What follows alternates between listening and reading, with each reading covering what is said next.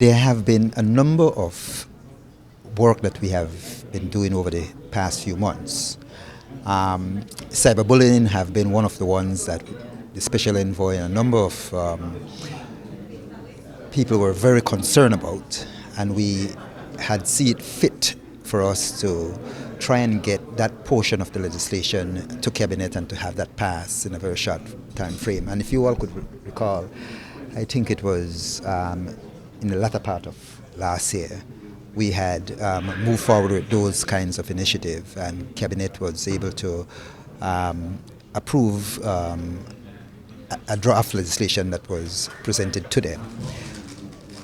While we were doing that, we realized that there are other things going in the cyberspace, and we decided that we needed to come with a more comprehensive cybercrime legislation. And we had tasked our task force to put together some draft proposal to go to Cabinet, and they're still working on that. But while we were doing that, we had already gotten a commitment from Glacy Plus and the Council of Europe to assist Belize in putting together a cybercrime legislation. What is unique about what they do is that they go from country to country, and it is said that within 4 days they can give us a draft cybercrime legislation. I still want to see that done.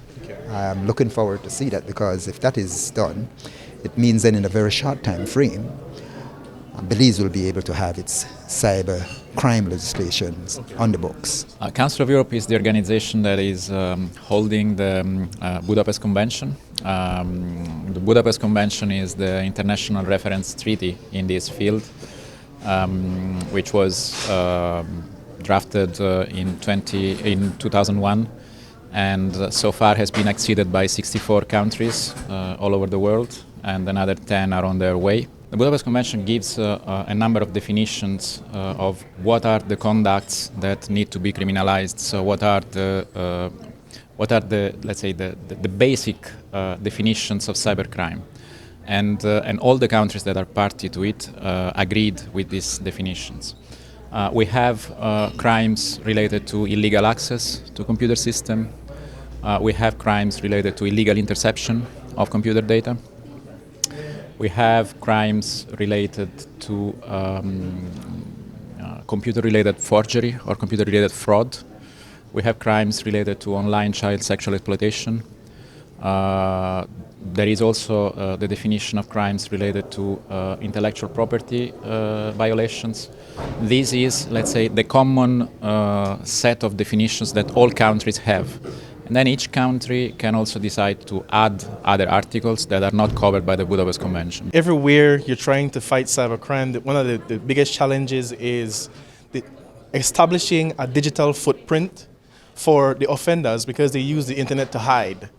Have you folks from the Council of Europe come up with ways in which to identify the criminals in order to gather the necessary evidence?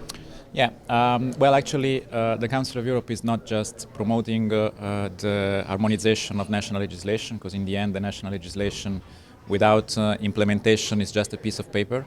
So the Council of Europe is supporting the whole process. Once the legislation is in place, the Council of Europe has this program of capacity building that we are developing, that we have been developing, and that I am managing, which is called Glacy Plus, Global Action on Cybercrime. And this is related to building capacities of criminal justice authorities, so law enforcement, so police, magistrates, prosecutors, judges, on these very topics. And to do this, we also partnered with Interpol, who is deploying part of our program on our behalf. And we try to maximize the delivery of technical courses for law enforcement to deal with such topics as darknets or as virtual currencies, because this is what the criminals are now using to hide themselves in the darknet.